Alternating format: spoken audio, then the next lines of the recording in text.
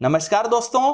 अभी कुछ दिन पहले एक खबर आई कि 4 देश यानी कि पाकिस्तान, टर्की, अजरबैजान और कतर ने मिलकर एक एयर एक्सरसाइज को कंडक्ट किया जो कि टर्की में ही की गई थी। इस एयर एक्सरसाइज को लेकर भारत में बहुत बड़ी चिंता बन चुकी है। क्यों? क्योंकि इसमें कतर देश की तरफ से राफेल भी शामिल हुए थे और राफेल की पूरी डिटेल अगर टर्की और पाकिस्तान को मिल जाती है तो इससे भारत को बहुत नुकसान हो सकता है, क्योंकि कुछ ही समय पहले भारत ने 59,000 करोड़ रुपीस में 36 राफेल खरीदने का कॉन्ट्रैक्ट किया था। अगर इतने महंगे राफेल की सारी डिटेल्स पाकिस्तान को मिल गई और पाकिस्तान के माध्यम से चाइना को मिल गई तो भारत को इन राफेल को खरीदने से कोई फायदा नहीं मिलेगा। इस एयर एक्सरसाइज से टर्की को भी बहुत फायदा हुआ है। टर्की का अपने पड़ोसी ग्रीस के साथ 36 का आंकड़ा चल रहा है। दोनों देशों में कभी भी लड़ाई शुरू हो सकती है।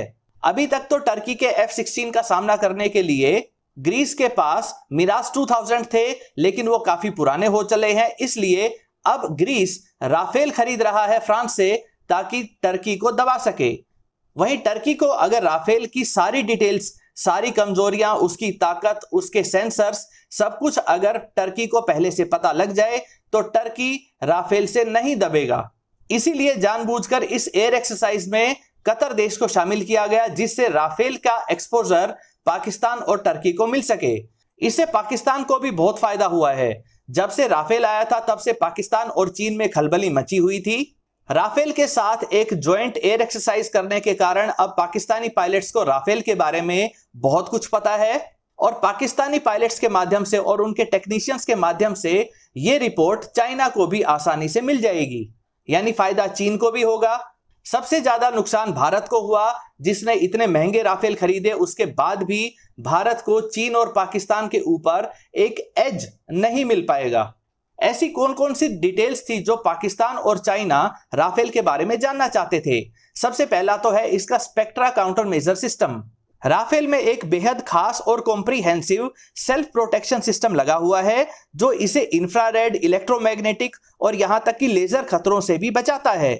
इस सिस्टम में रडार वार्निंग, लेजर वार्निंग और मिसाइल अप्रोचिंग से संबंधित वार्निंग के रिसीवर्स हैं जो हर तरह के खतरों को काफी दूर से पहचान लेते हैं और फिर राफेल में मौजूद कई सारी एडवांस टेक्नोलॉजीज के माध्यम से इन आती हुई मिसाइल्स को जैम कर दिया जाता है या मिसगाइड कर दिया जाता है।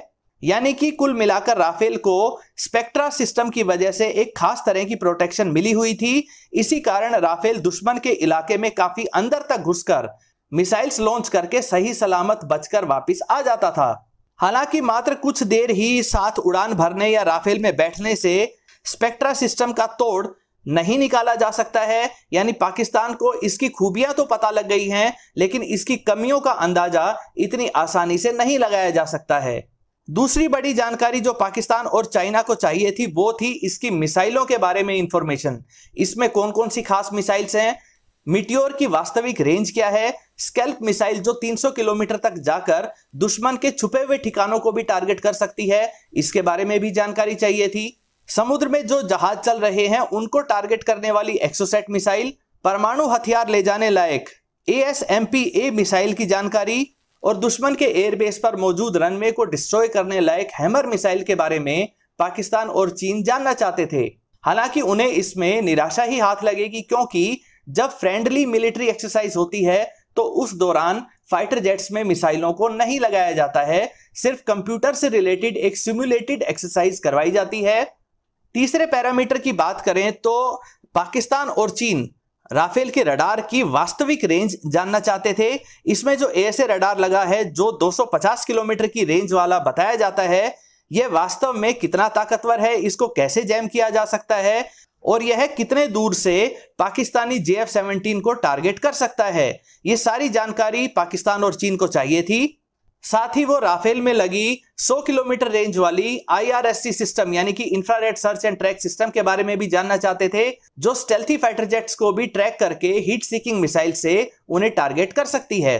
एक और पैरामीटर जिसके बारे में पाकिस्तान जरूर जानना चाहता था वो था राफेल की सुपर मैन्यूवरेबिलिटी। जहां पाकिस्तानी JF-17 मात्र 8G के मैन्यूवर्स कर सकता है, तो वहीं इमरजेंसी में राफेल 11G तक के मैन्यूवर्स को परफॉर्म कर सकता है। इसकी कनार्ड विंग्स की वजह से लो स्पीड पर भी इसे अच्छी लिफ्ट मिलती है और लड़ाई के समय यानी कि डॉग फाइट के समय इसे हाई एंगल ऑफ अटैक का भी फायदा मिलता है। यानी कुल मिलाकर हम कह सकते हैं कि जितना ज्यादा पाकिस्तान ने राफेल को जाना होगा उतनी ही ज्यादा उनकी चिंता बढ़ी होगी, क्योंकि उन्हें पता है कि उनका JF-17 मात्र 120 किलोमीटर दूर से ही राफेल को ट्रैक कर सकता है, जबकि राफेल उनके JF-17 को 200 किलोमीटर दूर से ही ट्रैक कर लेगा और फिर 150 किलोमीटर नजदीक आने पर मीटियोर मिसाइल के द्वारा JF-17 को निशाना बनाएगा और वापस मुड़ के चला जाएगा। यानी एक तरह से ये सारी जानकारी पाकिस्तान को मिल तो गई है, लेकिन इससे पाकिस्तान का मनोबल बढ़ेगा नहीं बल्कि गिरेगा, क्योंकि उन्हें पता लग जाएगा कि उनके पास जो फाइटर जेट्स मौजूद हैं वो राफेल का किसी भी सूरत में मुकाबला नहीं कर सकते हैं। तो दोस्तों कुल मिलाकर भारत को इस एयर एक्सरसाइज से कोई नुकसान नहीं हुआ है, जिसमें राफेल के बारे में पाकिस्तानी पायलट्स ने काफी जानकारी हासिल की है। दोस्तों ये वीडियो आपको कैसी लगी? अगर ये वीडियो आपको अच्छी लगती है तो इसे लाइक करिए, दोस्तों के साथ शेयर करिए और इस चैनल को सब्सक्राइब जरूर करिए। धन्यवाद।